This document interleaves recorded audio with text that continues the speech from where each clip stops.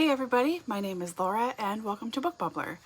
Today I have my August TBR for you guys. I'm going to try not to blind myself through the blinds here, but I've got an exciting month of August coming up here for you guys.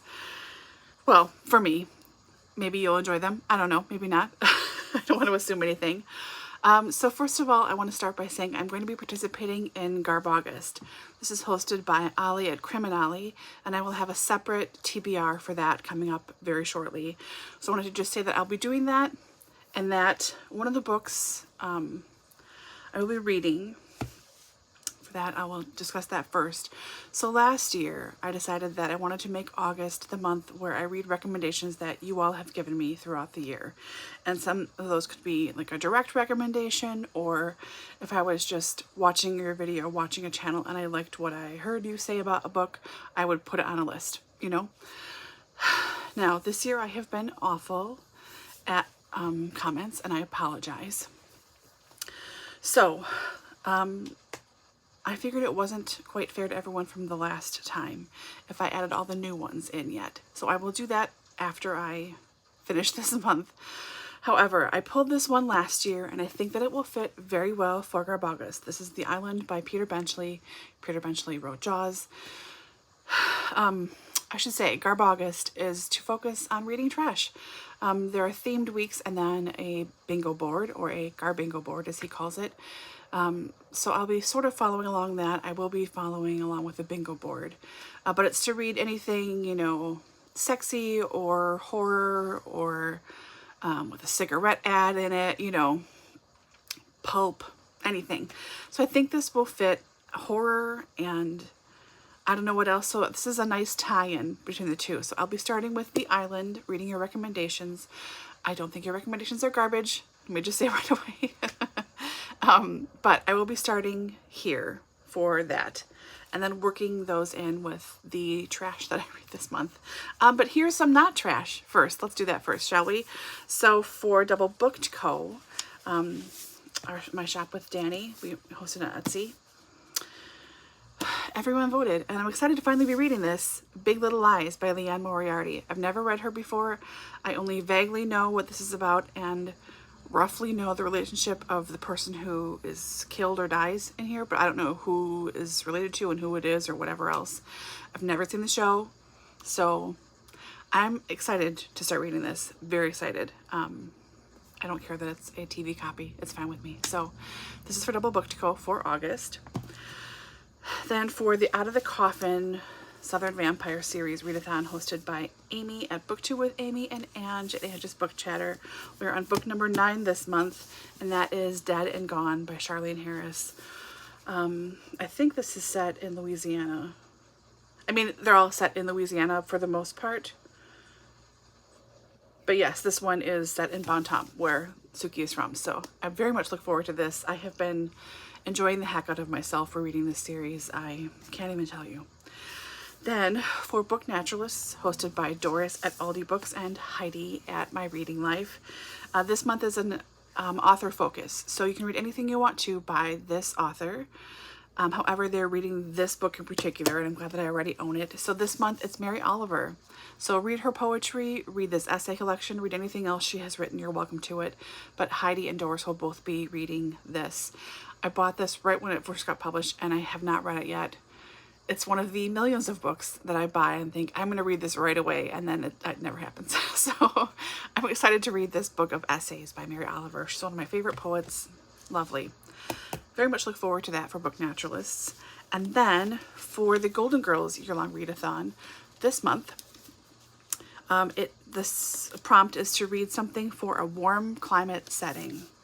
And in one of my other minor goals this year, which I have not been doing very well at, to read more my Book of the Month Club picks. This was from September of 2021, so not that old. It's okay. I will be reading The Sweetest Remedy by Jane Igharo. This is set in Nigeria. I just looked and I forgot again. It's set in Nigeria. So our main character finds out that her father, who she doesn't really know at all, passes away.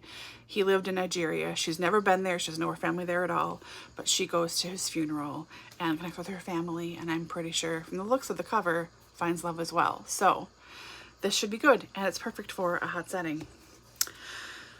Okay, let's see here. The last one I have for this month is Women in Translation. So I think this is hosted by Kendra Winchester and other people who I don't know. I mainly follow Kendra. I apologize.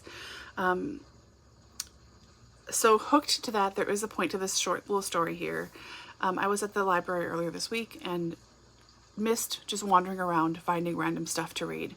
So I decided to do just that. I had my stuff on hold already, it was fine. So I just wandered the shelves and randomly found this book. I would show the cover, but it's kind of junky, my copy from the library. So here it is. This is Tokyo Ueno Station. I think Ueno? I feel like I'm not doing that right. This Station by Yu Miri, translated from the Japanese by Morgan Giles or Giles. I'm not sure how you pronounce her last name. And this, if I remember this correctly, our main character is dead and he is haunting the park just outside of this Tokyo Ueno Station in Tokyo.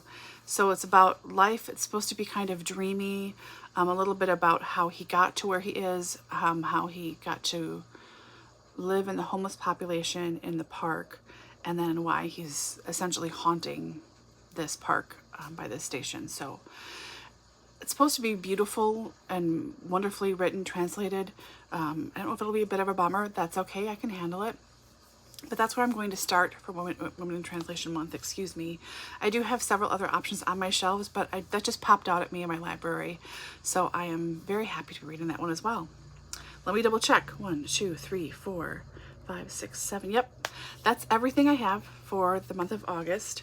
I decided not to participate in the final round of the Book 2 prize, even though I would only be reading 3 of the books, mostly because I didn't want to get upset about having to read books I didn't really want to read, because this has not been a good year for me mental health wise, and it's been a big struggle to read some of these titles because they deal with such heavy topics. I'm a very sensitive person, I am an empath, and I have a hard time with serious topics in general. So I opted not to participate in the end, even though it'd be the easiest theoretically because it's just 3 books. And I do want to read 2 of them that are currently in the semifinals, but I'd rather just read those on my own time and not feel the pressure to have to read whatever ends up going through that I haven't already read before, you know? Still love it, love the Book 2 prize, can't wait to see what goes through, but I just couldn't do it this month. So there we go. So here we are at the start for my August TBR. Have you read any of these? I'm assuming lots of you have read Big Little Lies. I think quite a few of you have already read the Mary Oliver. I know it's coming up. I've seen people get really excited about it, so that's exciting too. I haven't heard anyone talk about The Sweetest Remedy, and it looks really good to me. I mean, clearly that's why I picked it for Book of the Month, but we'll see. Anyways, that's all I've got for you right now for my August TBR. Hope you're doing well and taking care of yourself, reading something totally fantastic, and I will see you soon. Bye.